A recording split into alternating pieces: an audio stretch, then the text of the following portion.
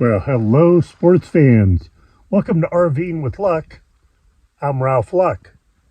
And I've been in my RV almost 4 years full time, 99% of the time boondocking with my martial arts cat Ninja.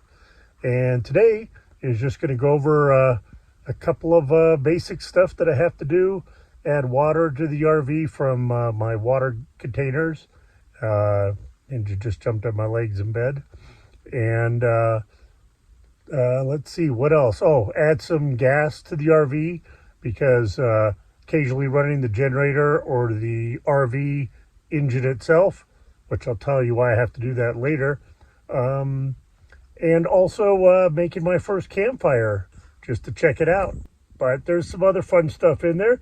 Thanks for watching. Please join me on this journey, and hopefully you'll learn a couple of things as I encounter a few issues and go about building that fire and so forth. Sorry, my mic is inside. Anyway, I just wanted to interrupt this video to show you some tasks of boondocking. So my generator there runs everything fine, but doesn't charge my house batteries. I can't figure it out, and I have to take it to the RV place a bit down the road. So in the meantime, I start up the RV because its alternator is connected and goes to the house batteries. So I'm about 60%. I didn't really need this, but I'm going to run the RV for about 15 minutes. I did put in 2 6-gallon containers of water in there, which pretty much topped me off. I also drained the black tank into the portable caddy. Now, I don't have to immediately dump that.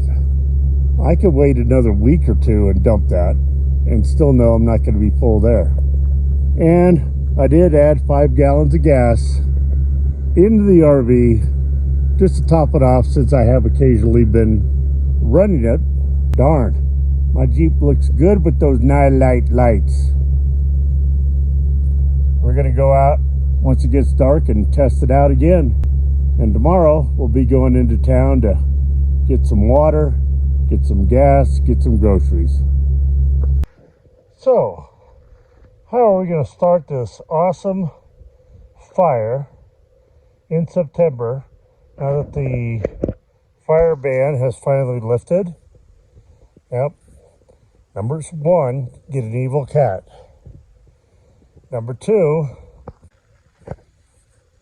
get a easy to light Bic lighter. We'll get this lit or not, but as I always do, pulled out the rocks that were all inside. I don't know why people do that, and I put them as best I could here. I've got plenty of rocks in the area that I could build up on this, and then I went around the area with my gloves and collected the pine needles, and then a couple of pieces of wood, including charred, previously burned wood. Let's throw a light on this. Okay, I did add about a half a gallon of gas, and it should burn off pretty quick. Let me get my chair and drink out of the way. I don't normally add gas to get my fires going. I don't think it's needed. I add a lot of trash, which includes paper towels, paper plates, things like that. I attempted to put 5 gallons of gas into my RV, and there was still about a quarter of a gallon left that wouldn't pour into the RV. So guess where I poured it?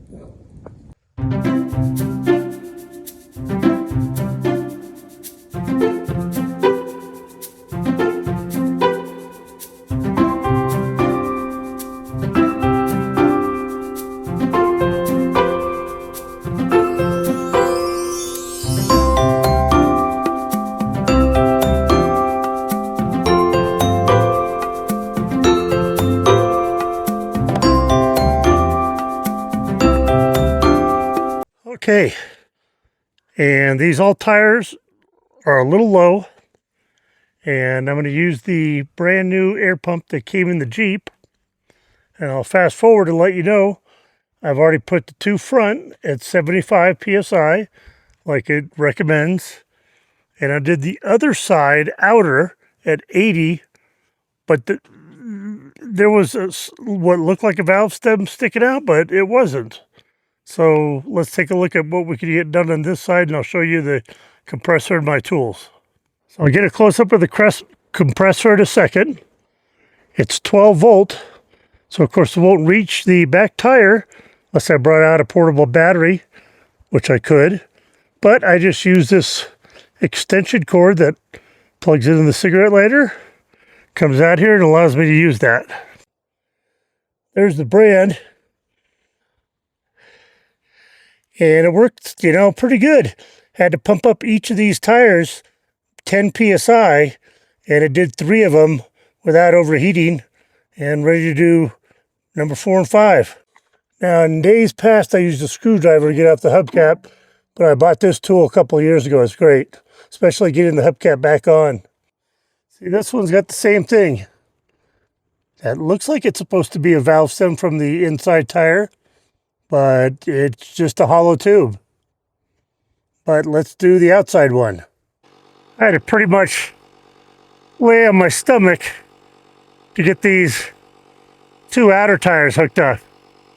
What a pain. And you can hear it's not too terribly loud. Okay, exactly 5 minutes later, and it went up 5 psi and automatically shut off. So let's get all this wrapped up, shall we? Well, started as such a beautiful couple of days here with the fire and everything. Hope you enjoyed that. Then I go to my Jeep and the brand new stereo that has been working great for a week.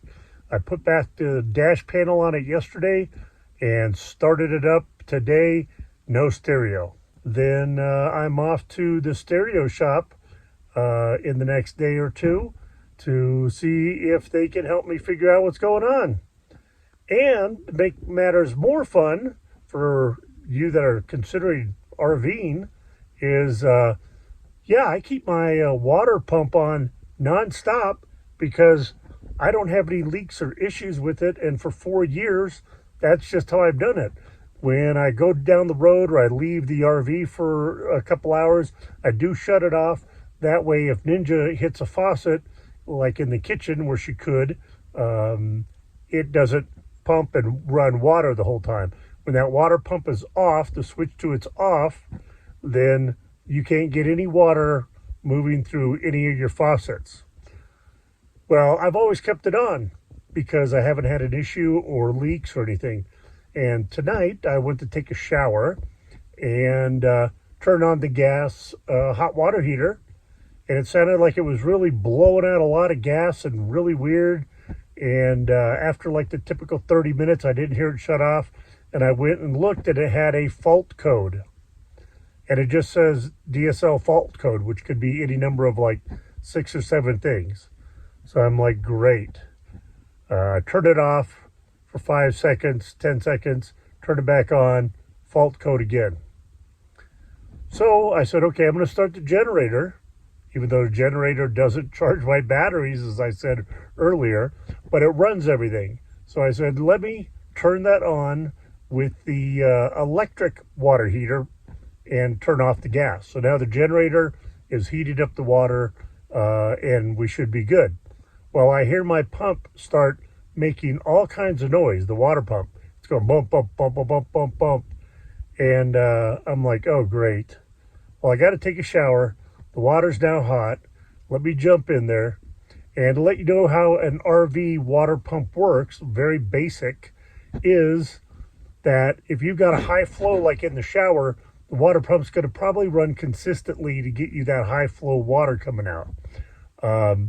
When I do things like brush my teeth and I have the bathroom sink on just kind of low, the pump surges.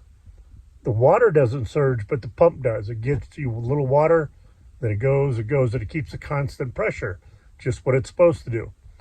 But when I got out of the shower, turned it off, the water pump made pulsating noises every 30 seconds or so, just a bump.